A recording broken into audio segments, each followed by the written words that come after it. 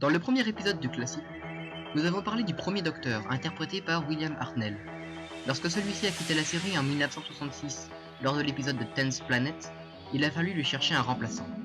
Et il a été trouvé dans la personne de Patrick Troughton, désormais interprète du second Docteur. Le premier Docteur disparaît donc à la fin de la saison 4.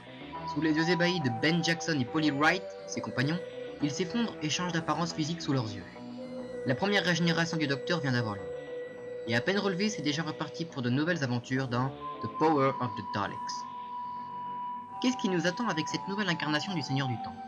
L'acteur Patrick Troughton est très prometteur. C'est un acteur anglais très talentueux, ayant déjà joué dans de nombreux films à succès tels que The Black Knight de 1954 ou bien Jason and the Argonauts en 1963. Né le 25 mars 1920 et décédé le 28 mars 1987, il est engagé par la BBC en 1966 à 46 ans pour interpréter le Docteur, rôle qu'il tiendra jusqu'en 1969. Il reprend ce rôle plusieurs fois après avoir quitté la série dans des épisodes spéciaux comme The Three Doctors. Il apparaît ensuite dans plusieurs films comme Les cicatrices de Dracula ou encore La Malédiction. Sa mort est pour ainsi dire le comble de l'ironie puisqu'il fait une attaque cardiaque en se rendant à une convention de fans de Doctor Who le 28 mars 1987. Dès le premier épisode, le Docteur montre un aspect pittoresque, clownesque et maladroit. Il sera surnommé plus tard The Cosmic Hobo, ce qui signifie littéralement le clochard cosmique.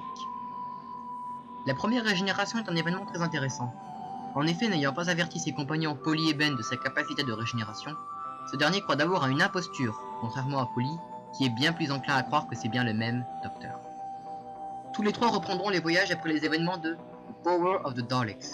Ils rencontreront les Draconiens, les Alpha Centauriens, les Vénusiens, les Sélachians, un peuple chat ainsi que l'amiral Horatio Nelson durant la bataille de Trafalgar en 1805. L'équipe accueillera un nouveau compagnon dans l'épisode The Highlander, Jimmy McCrimmon, lors de la bataille de Culloden en 1746. Après avoir battu les Caméléons à l'aéroport de Gatwick le 20 juillet 1966, Ben et Polly décident de quitter le Docteur, réalisant que c'est le jour même de leur départ. Le Docteur continuera ensuite ses voyages, rencontrant toujours plus d'aliens à combattre, ainsi que des amis. Il pense qu'il est de son devoir d'affronter les maux de l'univers. Il combattra donc les Daleks, les Cybermen, des Yétis guerriers, des guerriers de glace ainsi que son sosie maléfique, Salamander. Mais toutes les bonnes choses ont une fin, même le Docteur. Les Seigneurs du Temps le rattrapent dans l'épisode de War Games de 1969, et le juge pour avoir bravé la politique de non-intervention des Seigneurs du Temps. Ses compagnons Jamie et Zoé sont ramenés sur Terre, et leurs aventures avec le Docteur sont retirées de leur mémoire, sauf la première. Le Seigneur du Temps est condamné à se régénérer et à être exilé sur Terre. Patrick Troughton quitte alors son rôle, laissant la place au nouvel interprète du Docteur, Jon Pertwee. En conclusion, on peut dire que comparé au personnage sévère qu'était le premier Docteur, le deuxième fait plutôt figure d'oncle loufoque. Ses ennemis sont poussés à le sous-estimer, notamment par son agitation et ses excès de panique alors qu'il est plus intelligent que jamais. Cette incarnation nous révèle une nature plus amicale et sympathique du Docteur, nature qui sera de plus en plus mise en avant dans les prochaines saisons.